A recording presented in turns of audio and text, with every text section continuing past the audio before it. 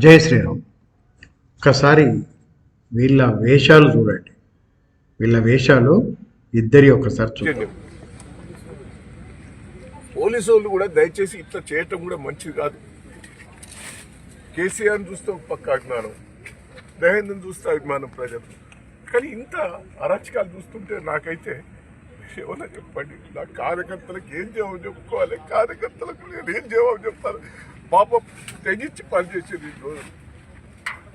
యశస్విని రెడ్డి నిన్న లక్కీ డ్రాల్ ఆమె పేరు వెళ్ళంగానే ఆమె డాన్స్ చేస్తుంది. చిన్నపిల్లలు డాన్స్ చేసినట్టే ఉన్నదా అది? ఏదో ఇట్లా శంగ ఎగురుతుంది చాక్లెట్ల కోసం. నాకు చాక్లెట్ ఇప్పియండి అని ఎగురుతుంది. చూసినా గట్లనే ఉన్నది ఆమె ఎగురుడు కూడా. చిన్నపిల్లల చేష్టలు తప్ప ఆమెకి ఎక్కడ కూడా ఎమ్మెల్యే అయినటువంటి తీరు కానీ తరిక కానీ అదేది లేదు. చూశారు కదా వీళ్ళ వేషాలు.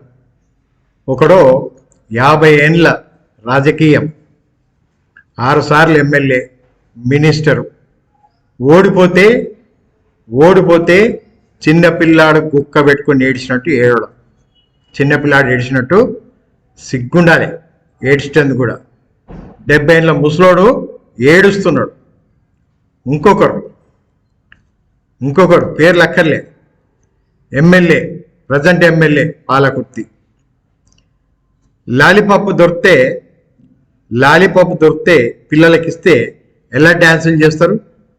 చెంగని ఎగురుతుంటారు చిన్నపిల్లల్లాగా. అక్కడ వరంగల్ ఎంపీ, పాలకుర్తి ఎమ్మెల్యే చిన్నపిల్లల్లాగా ఎగురుతున్నారు.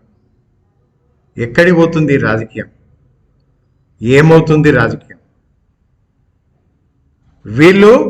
వాడు ఏడుస్తున్నాడు, వల అని ఏడుస్తున్నాడు, ఆడది ఏడిచినట్టు ఏడుతున్నాడు.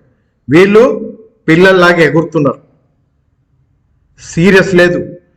డెవలప్మెంట్ గురించి, పాలకుర్తి డెవలప్మెంట్ గురించి మాట్లాడే దమ్ము లేదు, ధైర్యం లేదు ఇద్దరికి. కానీ ఒకరు ఏడుస్తారు, ఒకరు ఎగురుతారు డ్యాన్స్ చేసుకుంటూ. వీళ్ళు రాజకీయ నాయకులు, మొదటి పౌరులు పాలకుర్తికి ఒకప్పుడు, ఇప్పుడు. ఇటువంటి వాళ్ళని పట్టుకొని మనం రాజకీయం చేస్తున్నాం. ఇటువంటి వాళ్ళు రాజకీయాలు చేస్తున్నారు.